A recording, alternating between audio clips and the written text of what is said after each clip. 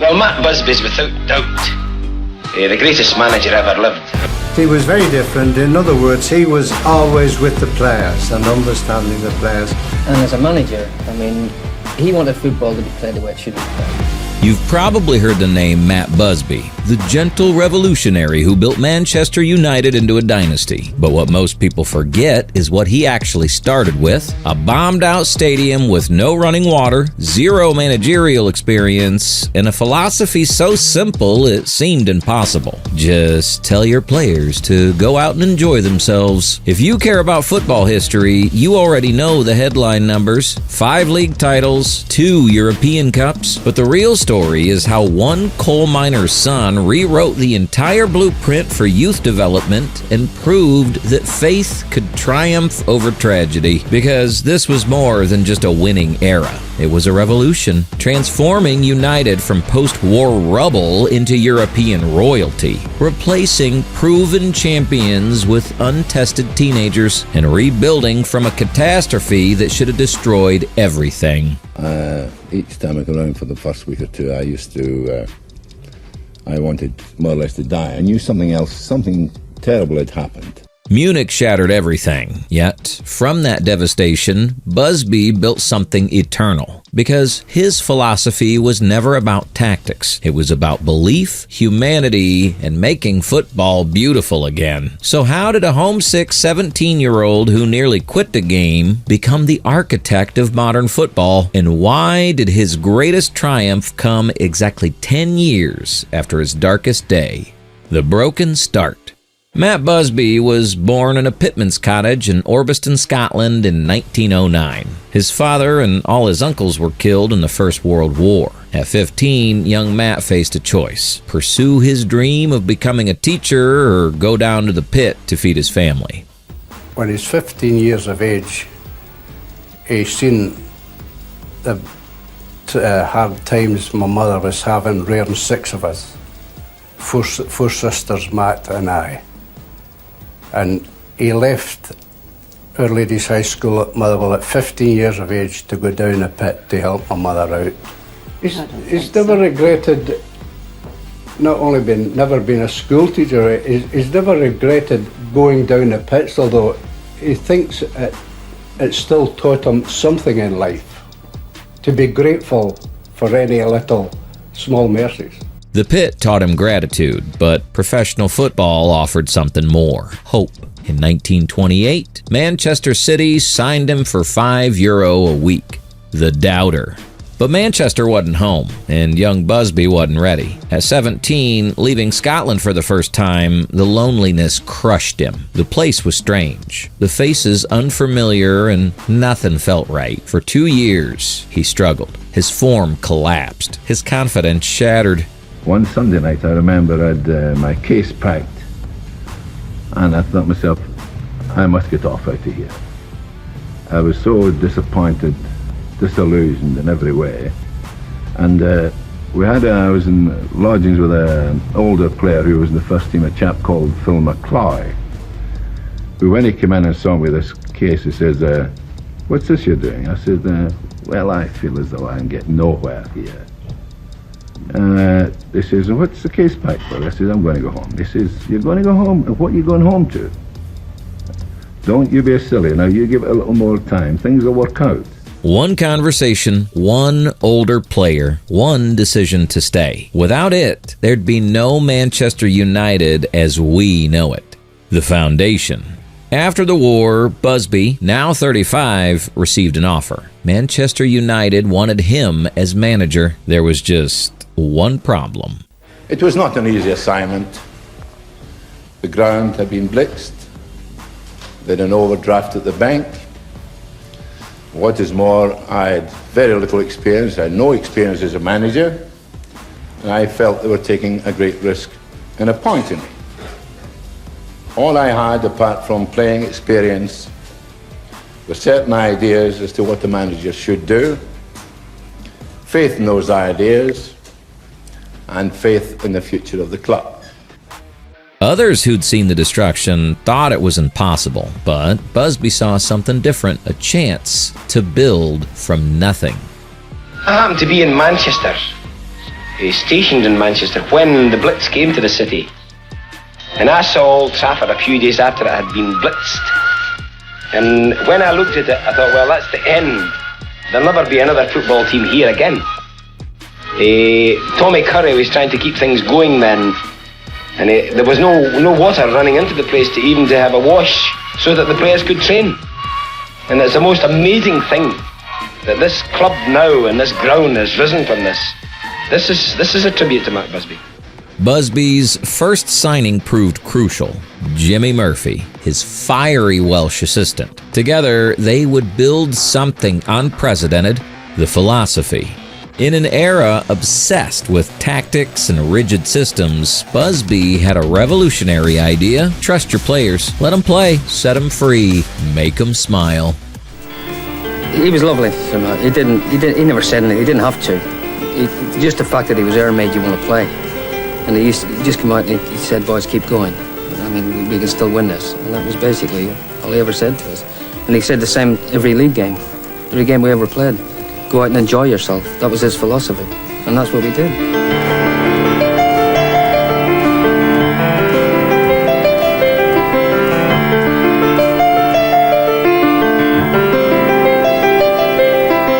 We'd never heard of tactics.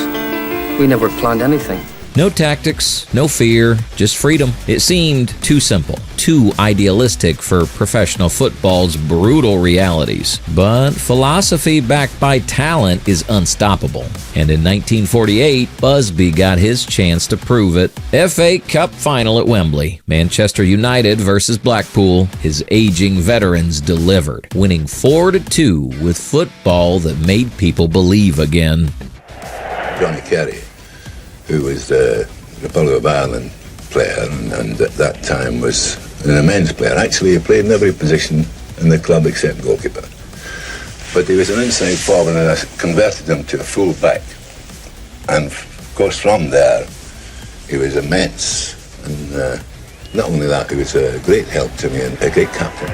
4 times runners-up in the league. Then, finally, in 1952, the championship.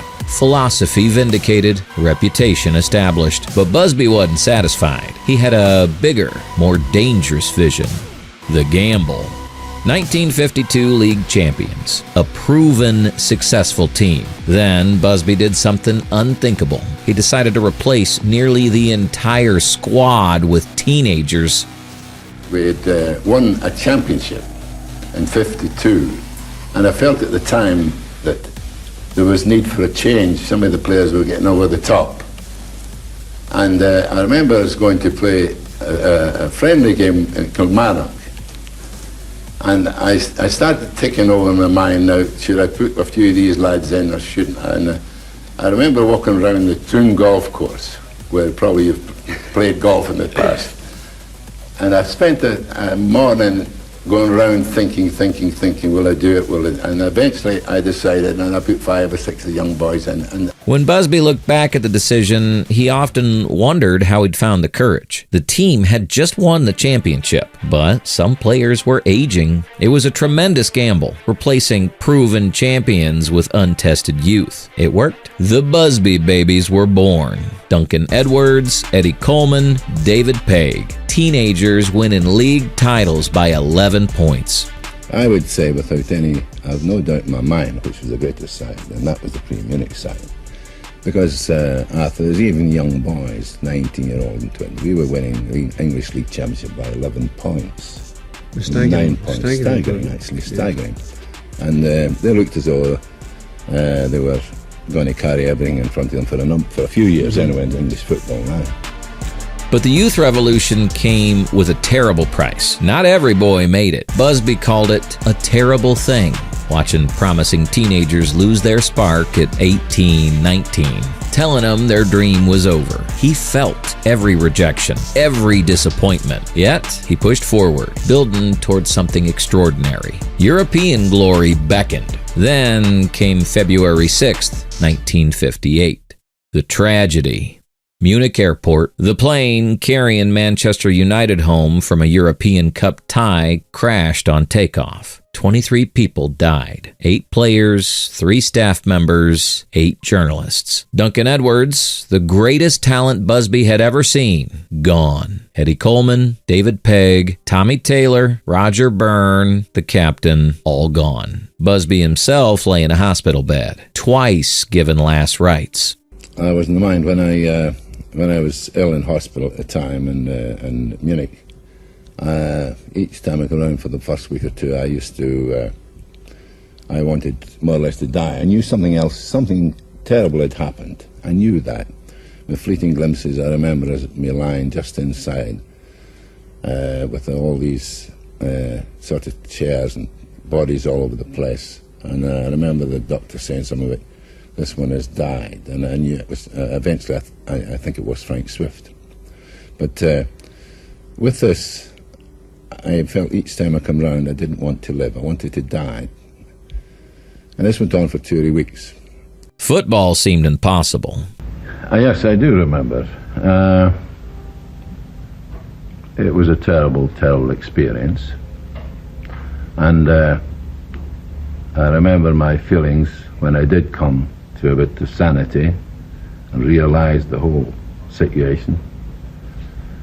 And the last thing I thought at the time would be that I'd ever be associated with football again. That was out. That was definitely out. It was a terrible mental time. Mentally, it was a terrible time. Life seemed impossible.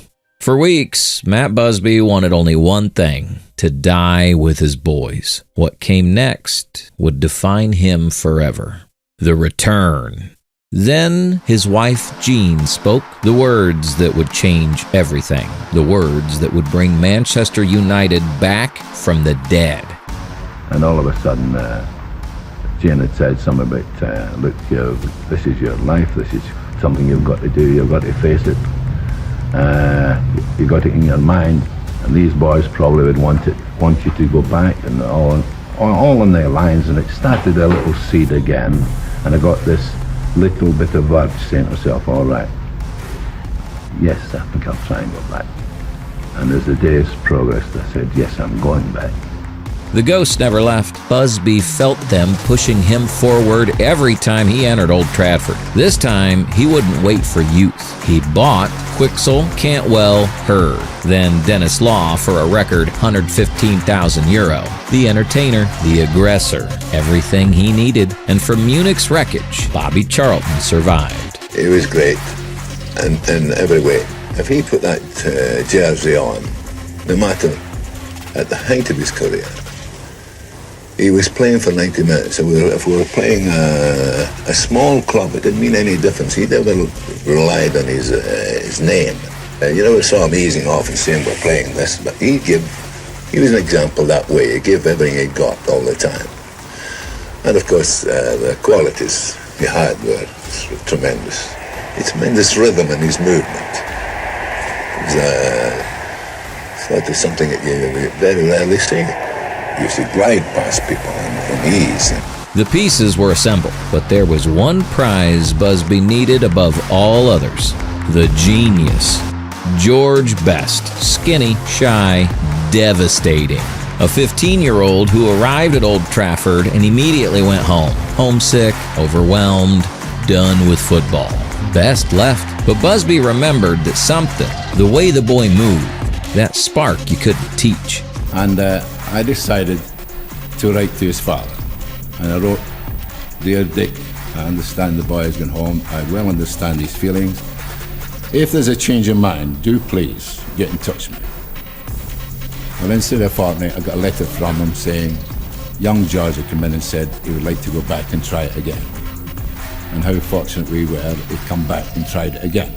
Years later, Busby would call him the greatest natural talent he'd ever seen. He's got tremendous ability. He's a genius. He's a great. Is it the best you've ever seen, do you think, Matt? He was gifted with the most natural ability of any player I have ever seen. Best, Law, Charlton. The Holy Trinity was complete. The pieces were assembled, but there was one prize Busby needed above all others: the triumph. 10 years after Munich, one obsession consumed Matt Busby: win the European Cup for the boys who died chasing it. What happened to them players, all these young people dying at the pinnacle of their life. And we felt like it was our responsibility to go and win it. After Gene convinced him to return from the brink, Busby knew exactly what he had to do. Everything pointed toward one prize. His wife persuaded him and said that the players would want you to carry on.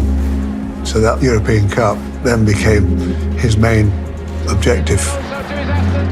May 29th, 1968, Wembley Stadium, Manchester United versus Benfica. The European Cup final, 10 years after Munich. This was destiny. After extra time, United won 4-1. Busby had done it. The impossible dream realized. His greatest triumph. But for Busby, this was never about one trophy. It was about how you play, how you inspire, how you make people feel. The successor. For 26 years after Busby's triumph, no manager could recreate the magic. McGuinness, O'Farrell, Doherty, Sexton, Atkinson, all struggled in his shadow. Then, in 1986, a fiery Scotsman named Alex Ferguson arrived. He too faced the weight of Busby's legacy. And when I was having a hard time in 1989, I did go to him, and sat down. He was puffing away his pipe, and he says, "How's things, son?" I says, "Hard. This is a pressure, give me a, He said, "Why do you read them?" That's the most simplest advice anyone could possibly get, and I can't even think of it myself. And that is as good advice I'll ever get in my life. Don't read the papers. Keep the faith. Simple wisdom from a man who'd survived it all. So when I came down to United, I relished the opportunity to meet Sir Matt, because I didn't know him. I'd met him once at a game. I was introduced to him, and I was really relishing the opportunity to actually meet him and get to know him. So for me, there was never any sense of, how am I going to do this? Ferguson would go on to win 13 league titles. He built his own dynasty, but he never forgot where it started. The legacy. 3 great teams, 5 league titles, 2 European Cups, but numbers don't capture Busby's revolution. My first idea was to try and build on young boys, young players, and bring them up in the club atmosphere, and feeling for the club, and character-wise, loyalty-wise. He proved youth could triumph. He showed that beauty and success weren't opposites. He demonstrated that football's greatest currency isn't money, it's faith. But what truly set Busby apart wasn't tactics or trophies. It was how he made people feel. He's probably the nicest human being I've ever met. He's one of those people, I remember my father going to Old Trafford for the first time, and he treated him like he was a king. And the next time he went back, my father, he remembered his name, he remembered the name of the kids, he remembered what he drank, where he lived. He just had this talent for making people feel at home. And it wasn't just because he was my father, he did it with everybody. Today, his fingerprints are everywhere. Every academy that invests in 15-year-olds, every manager who tells his players to go out and enjoy themselves, every club that refuses to sacrifice beauty for results. They're all walking in Matt Busby's footsteps. A coal miner's son who nearly quit before he started, who built 3 dynasties from rubble and tragedy, who lost everything in Munich, yet refused to surrender, who proved that warmth, faith, and humanity could conquer Europe. Sir Matt Busby didn't just manage Manchester United. He showed football what it could become.